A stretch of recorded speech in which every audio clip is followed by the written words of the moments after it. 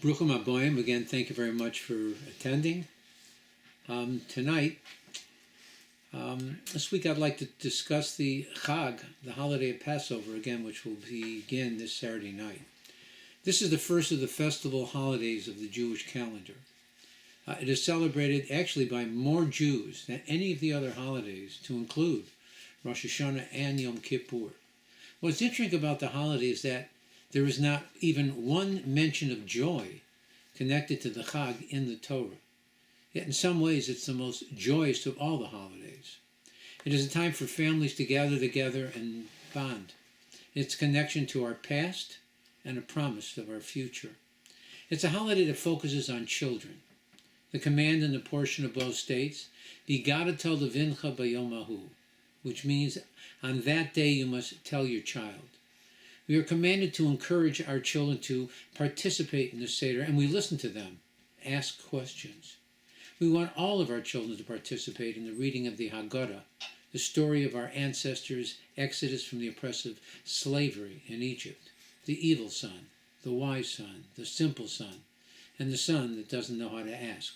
No child is turned away. So we call the holiday of Pesach a Chag. All of our Chagim are times for us to gather together with our family and friends. A time to share warmth and friendship. Our sages tell us that though the Second Temple era was a time of great religiosity, interesting enough, there was a lack of brotherly love amongst the people. What our sages refer to as sinas chinam, which means baseless hatred. It is our hope and prayer that we can generate within ourselves a love for our Jewish brethren, a feeling of avos chinam, of baseless love, that we should love one another for no other reason, again, than they're a Jew, because he is a member of our extended family. So how do we express this feeling of camaraderie that we should feel towards one another? I believe that one way to do so is by hugging one another. According to Kabbalah, the Hebrew letters He and Chet are interchangeable. The word Chag, holiday, in Hebrew is spelled Chet Gimel. If we had changed the letter Chet with the letter He, it would then spell the English word hug. A hug is defined as to press tightly, especially with one's arms, to embrace. Hugging most likely started as a way of sharing body warmth. A very cold night is referred to as a three-dog night. If you watch any young child, you'll know that it is wired into our souls. Babies reach out from the cradle. The word hug is believed to come from the ancient Scandinavian word hugga, which means hippie, which actually means comfort. Others state that hugging is an ancient gesture that signifies warmth, affection, and comfort. It can be traced back to early human interactions and has been observed in various cultures globally.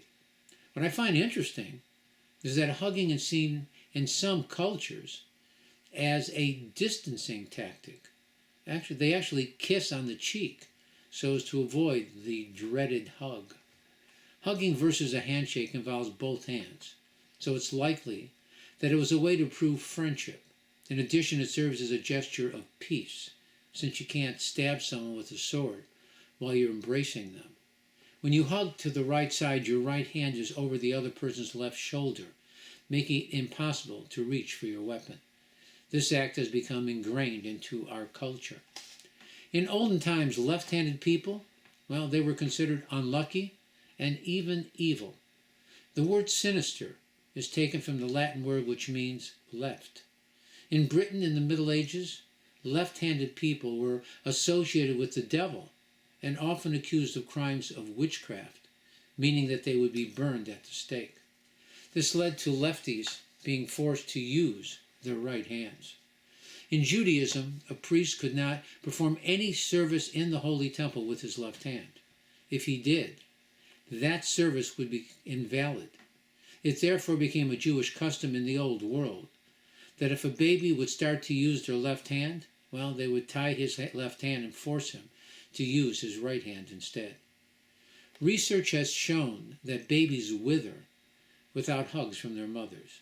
In addition, they have found that holding and touching reduces anxiety, improves sleep, and helps us to empathize with others as we grow up. A recent study found that when mothers hold their babies, well, they prefer to do so on their left side. They do so unknowingly, since the emotional and social processing of the right side of their brain are more dominant in their interaction. The right hemisphere of the brain is primarily responsible for processing both positive and negative emotions to a person's left side. The fact that the right side of the brain controls the left side of the body and vice versa is referred to as brain lateralization. This Shabbat I was attending our synagogue's weekly Kiddush. It just happened that I noticed that two women were talking, and they were both holding infants on their left side. So I went over, and I asked them whether they always held their babies on the left side, or was it random. They both replied in harmony, on the left side. Then I thought about it, and it makes so much sense. The baby spends its time in the womb living to the cadence of its mother's heart. So when a mother places her infant baby on her left side, it is once again heart to heart. The baby is returned to the place that it occupied before it was born. An amazing fact is that hugging reduces blood pressure. It produces cortisol, the stress hormone, and heartbeats. At the same time, it also increases the happy hormone, oxytocin, which helps us to bond with other people. This might explain why some people are more prone to give out free hugs. Oxytocin also makes us more resistant to fatigue, infections, depression, pain, and cravings. Wow. While at the same time, it increases our patience in dealing with a frustrating world. A great suggestion? Well, try to hug for at least 20 seconds so as to be able to release the oxytocin in your body. Though today many Orthodox Jews make it a habit to hug one another, in temple times, well, people would have been leery of hugging since they were most concerned about ritual impurity. Bowing would then have been the preferred greeting of the day, much like the traditional greetings in many Asian countries. In fact, in Japan, bowing is an extremely important feature of their culture, even today. Hugging is part and parcel a part of Judaism. The Talmud in the Tractate of Yuma states, Rav Katina said, that whenever Yisrael came to Yerushalayim for the festivals, the curtain of the Bet HaMikdash would be removed and the Keruvim, the two figures that rested on the ark cover, would be shown to the people.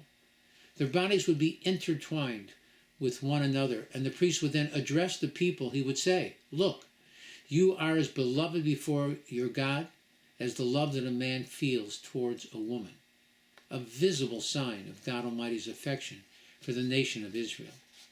One of the most famous hugs in the Torah is in the portion of Vayishlach, when Yaakov and Esav meet after not seeing each other for 34 years. The last time the two brothers were together, well, Yaakov had taken Esav's blessing. At that time, Esav was planning to kill Yaakov as revenge. However, the Torah records that when they actually met, Esav ran to meet him, he hugged Yaakov and threw himself on his shoulders, all as a display of brotherly love. This hug saved not only Yaakov and his family from death, it also allowed the history of the Jewish nation to begin. There are other examples of hugging in the Torah. We read in the portion of Vayigash, when Yosef revealed himself to his brothers. First he hugged Binyamin, and then he embraced all of his brothers as a sign of brotherly love. Or when Yaakov Avinu finally came face to face with his beloved son Yosef, whom he had feared was dead, and for whom he had mourned for 22 years. In verse 29, the Torah states that Yosef threw himself on his father's shoulders, weeping on his neck, an embrace, a hug that connected the heart of a father with the heart of his long-lost son. I must admit, I am a thief. Whenever I find something that makes me feel good, I try to adopt it and use it to make other people feel good as well. Years ago, a friend of mine extended his hand to shake mine. As we shook, he took his left hand and covered my right hand with his. That extra movement of clasping my hand in between both of his expressed a deeper sense of affection which made me feel good, special. Now, whenever I shake anyone's hand, I too make it a point to use both hands. A similar situation occurred years ago. I went to greet a friend that I hadn't seen for some time, and when I attempted to give him a hug, he pulled away. He then directed me to his left shoulder instead of his right. He said to me, "Heart to heart." You know, it made so much sense. A hug represents a feeling of love and affection towards the person that you are embracing. Now I make it a practice to always hug heart to heart, especially on the Shabbat, that special day of the week. You know, I enjoy hugging all the members of my congregation. There are, of course, those people who don't like to be touched. But for the most part, people light up when I hug them. When you hug another person, it's like fanning a candle that burns brightly in their heart. The hope is that together we can create a torch that brings light and warmth not only to each other, but in addition to the whole world. Any time of the year, well, it's perfect to hug another person, but especially on the Shabbat and the Chagim, a time for hugging. At our Seders, we should make it a point to not only hug the children, but even all the adults that are in attendance. Of course, men and women should refrain from physical contact, but virtual hugs are not only permitted now, they are encouraged.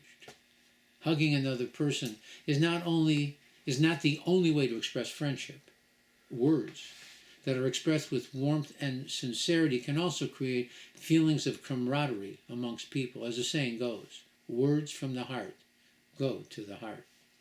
The holiday of Passover is a time when our ancestors were able to experience the love and affection that God Almighty, our benevolent Father in heaven, feels towards each and every one of us. It is a time of camaraderie, a time when we all sit at our Seder tables with our families, friends, and even strangers, sharing in the joy and sanctity of the festival. A way for us to demonstrate to our children, in action, not just in words, what it means to love your friend as you love yourself. Our ancestors were redeemed from their oppressive slavery in the Hebrew month of Nisan. The word Nisan comes from the Hebrew word Nisim, which means miracles. The Jews in Egypt had fallen to the 49th level of impurity. They had little to no merit. Yet God Almighty redeemed them, and he brought them to Mount Sinai to receive his most precious possession, the Torah. We are who we are today because of our ancestors. You know, they tell a story about a man who grew up in abject poverty. Years later, he became very wealthy. Even though he had acquired great wealth and security, he would end every meal with a piece of dry bread and a glass of water. He never wanted to forget from where he had come. So too with the Jewish nation. Each year we remind ourselves, Avodim hayinu leparo miMitzrayim, that we were slaves to Pharaoh in Egypt. We should never forget from where we came from and where we are today by the grace of God Almighty, our benevolent Father in heaven. Today we once again find ourselves in a situation where we need God's salvation. Sadly, much like our ancestors, we too have little to no merit. So let us all cry out to our benevolent Father in heaven and tell him that it is time for him to end all the pain and the difficulties that exist in the world today. Let us show him that we are ready for his salvation. Let us demonstrate that fact by hugging one another in a spirit of brotherly love. This display of affection may be all that is needed to evoke the love of our Father in heaven for his children, Israel. Let us make every day a Chag by hugging one another and thereby cause God Almighty to redeem us now. Let us all pray for a swift and decisive victory to the war in the Middle East with the total annihilation of Iran and all of her proxies. May the revolution and upheaval in Syria be viewed as one of the final pieces of the jigsaw puzzle that we call Mashiach. Let us pray for the release of all the hostages and their safe return home to their families. Let us all celebrate the safe return of all those hostages that have recently been released. And may God Almighty cure the sick and injured, comfort the mourners, and return home all the brave IDF soldiers led by Mashiach Tzidkeinu quickly and in our time. Again, let me thank you for listening. Again, please, if you have not, press the subscribe button, the like button, and please share with your friends. This is a time of the year, again, when we need to share, not just hugging, being with one another, spending time with each other, enjoying each other. It's been difficult times. You know, we need to know that forgiveness is a gift that you give yourself. Find someone that you had a problem with. Bury the hatchet. You know, it's the only person, anger and difficulties are like a hot pot. Why hold on to a hot pot? The only person you burn is yourself. Anyways, God bless you all. I'll be taking at least a couple weeks off, going away for Passover, and I know my wife is very happy. Hope yours is too. If you're staying home, my advice to you is to not talk to your wife for at least 3 weeks. God bless and be well. Shabbat Shalom. Thank you very much for listening.